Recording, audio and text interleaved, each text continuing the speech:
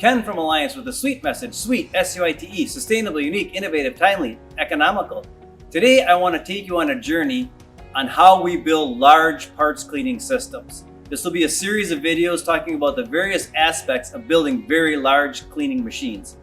We'll take you on a journey on building these systems, myself and a couple of other team members, to show the various aspects of the process of building these large systems. Now, these machines can range from 50, 60, 70, even 80 feet long, so they can be very large. So there's logistical things that we need to overcome, challenges that we need to overcome in building these machines. So it starts at the beginning phases of assembly. Here we now have 3 modules on the floor. There's additional modules that need to go onto this machine.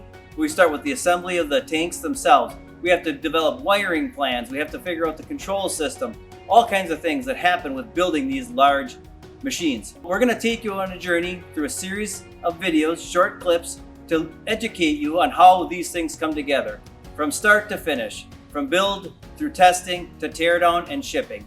It's going to be fun. So join us on this journey and come along for the ride, and you'll get to see some really sweet things.